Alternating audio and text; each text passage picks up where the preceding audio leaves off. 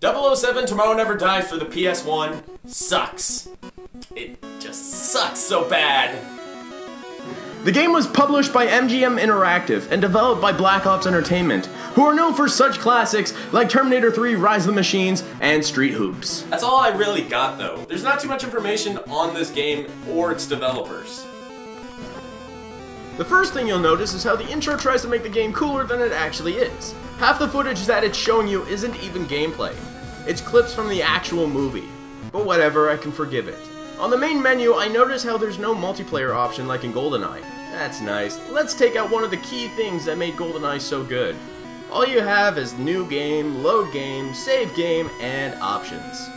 Also, am I the only one that thinks that this opening is like the menu transactions from Maximum Force? You play as, not surprisingly, James Bond, and you have the task of laser detonating an enemy outpost satellite. The game's opening cutscene starts, and to be honest, the graphics aren't that bad. It's no Crash Bandicoot, but they look good, at least for the time. Alright, let's get started. Wait, why can't I move? Oh, you use the D-pad to move around.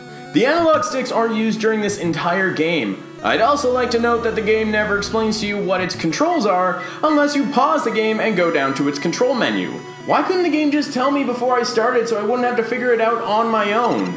On the topic of controls, let's talk about them. Think about any third-person shooter game out there. What button do you use to shoot with? The triggers. But in this game, guess what button you use? The bumpers? Nope, the X button.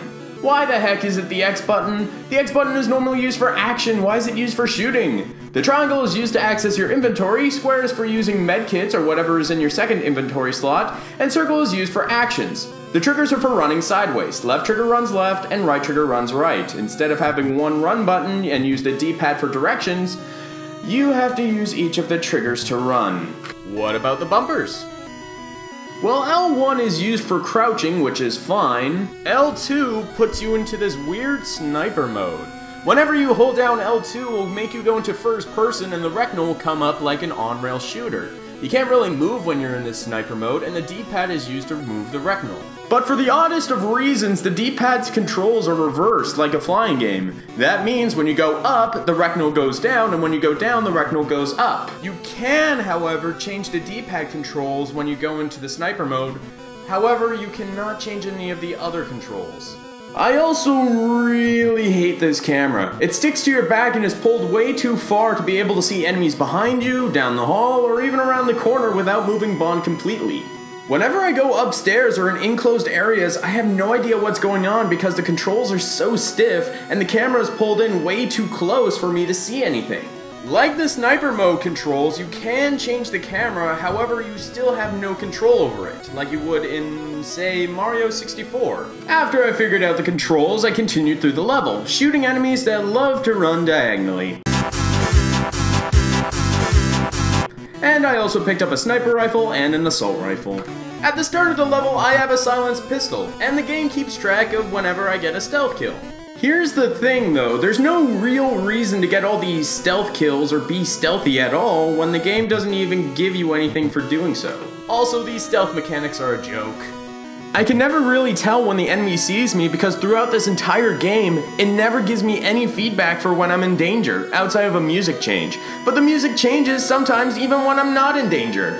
This game is rather unforgiving too. Medkits do very little to help you, and if you want to increase your health to normal, it takes up to 4 medkits to do so. So I progress through the level and I end up at the station which, in my first time playing, I had no idea what to do. Like I mentioned before, the game never explains or shows you how to do anything, so for the longest time, I didn't know I had a second inventory slot that I could access using the triangle button and using the D-pad to go over to it. So I select laser D, and I point it at the station.